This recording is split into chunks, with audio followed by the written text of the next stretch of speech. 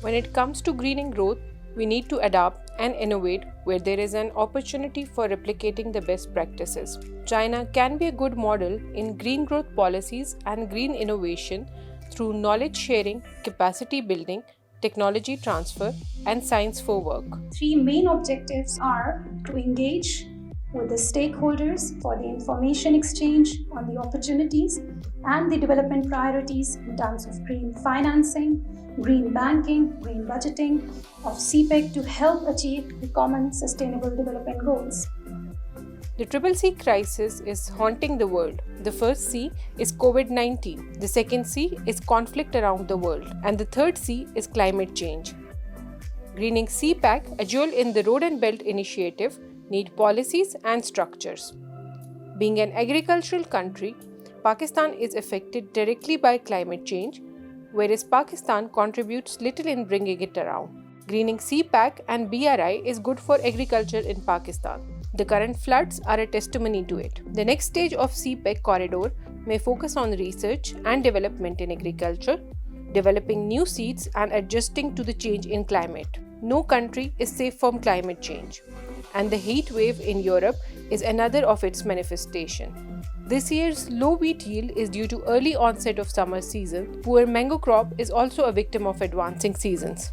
For climate change, the whole purpose of greening CPEC, that's what we are discussing. Climate change, we know it's all about carbon emission. Pakistan has been observing the increased frequency of rains and the flash floods in Balochistan, and now the floods in part of Punjab due to increased availability of water in Eastern River, which comes, of course, due to increased rain in India. Cooperating under CPEC brought north-south road infrastructure and energy generation projects to life. Now it is yielding into green energy projects. At present, 5 wind power projects have been completed under CPEC, with a total capacity of 300 MW, and another 300 MW solar power project has been completed. As CPEC enters the stage of high-quality development, the proportion of green energy projects will continue to increase. Colored hydropower plant has successfully entered commercial operation, and large hydropower projects such as SK, Pata, and Kohala are progressing smoothly.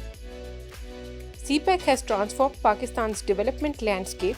It has upgraded Pakistan's infrastructure, built energy capacity, generated employment, upgraded remote and underdeveloped areas, and improved livelihood opportunities. Now the two governments have agreed to work for green development that includes fiscally sustainable green projects that ultimately promote development and protect environment. The recently launched China-Pakistan Green Corridor is focused on agriculture, climate change, and food security.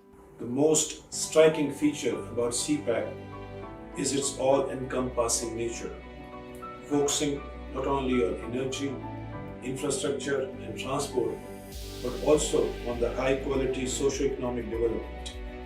It is people-centric, socially inclusive, environmentally friendly, and green and sustainable. The CPEC projects at the moment are worth 49 billion, bulk of which includes energy projects. As the world is looking forward to renewable green energy to replace fossil fuel-based system, it will have an impact on the green development of CPEC. We shall develop 9 SEZs to help transfer of technology and must create governance structure in place and go for joint ventures. Absorbing engineers trained in China and starting blue marine economy along with the Silk Route. Liquidity for these ventures is available in China and is looking for destination. The blended finance may take care of it if product development is on the anvil. Electric vehicles, small hydroelectricity projects, and modern agriculture are a few of it. To make it start, we need to raise at least $1 billion this fiscal year at a reasonable rate. Please remember, the big idea is to start transforming into local, renewable, clean, sustainable and long-term development of CPEC. In the post-COVID recovery period, there is a great uncertainty. The world is facing a challenge of fiscal consolidation, where growth has fallen down from 6.2 to 3.6%. With climate change, climate-resilient growth has become rather more necessary. And it is not only becoming scarce, Pakistan needs $16 billion for the next 10 years to meet the program. Out of this, $2 to $3 billion are needed for climate resilience growth. It would come from a framework built on tripod of international finance, government's money, and the global private capital. This is the time where private financial markets have to come into this particular space, because we cannot continue, taking soft loans or grants or investments at G2G level only. It is government, international institutions, and private sector jointly to start working on a framework which can, deliver the results. Power shortage is endemic in Pakistan. Since 2014, Chinese companies under CPEC have invested $19.7 billion to create a generation capacity of 13,048 megawatts. The average tariff of this generation is about 8.97 cents kilowatt hour. Now, 1/4 of electric power is coming from these CPEC projects. To provide this power to the grid station for distribution to the consumers, they built 660 kilowatts HVDC transmission line from Matari to 886 km away to Lahore. This 4,000 megawatts capacity transmission will lose only 4% transmission to the transmission losses. Now, CPEC power projects are playing a role in the transfer of technology and the development in Pakistan, skill development in Pakistan. The coal-based CPEC projects are all supercritical technology, which means there is no SOx and NOx emitted from these projects. These are rather clean projects.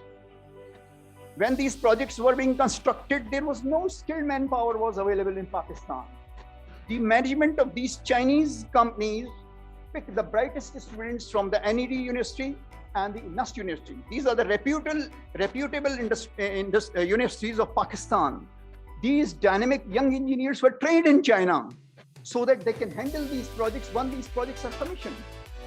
CPEC is a success story and a game changer for Pakistan. Pakistan surprised the world by securing investment of $29 billion between 2013 and 2018. This brought power projects, highways, and port projects. CPEC helped plug two fundamental bottlenecks in development paradigm, energy and infrastructure. That happened when terrorism was at its peak. Only China could do that. Impact of all these projects on environment was evaluated and approved by EPA. It is a wrong notion that CPEC burdened Pakistan with debt. It is a blatant lie, Minister for Planning, Development and Special Initiatives, Ehsan Iqbal says. तवानाई के तमाम मंसूबे जो चीन ने पाकिस्तान में लगाए, उनमें $1 का कर्जा पाकिस्तानी हुकूमत ने नहीं लिया. तमाम के तमाम मंसूबे IPP मोड में, इन्वेस्टमेंट मोड के अंदर लगे. और जो इंफ्रास्ट्रक्चर के मंसूबे लगाए गए, वो दुनिया के सस्ते तरीन निर्खों के ऊपर पाकिस्तान को 20 से 25 साल के लिए वापसी की शराइत के ऊपर फाइनेंसिंग दी गई, जो कि आज भी दुनिया का कोई मुल्क पाकिस्तान को उन शराइत पे फाइनेंसिंग देने के लिए मैं नहीं समझता आमादा हो सकता है, मां सवाए चीन के. Pakistan's carbon footprint is minimum, and still it is paying the price of irresponsible growth of others. For Pakistan, CPEC is the economic way forward, and now we have to develop it in a greener way, and that is the future.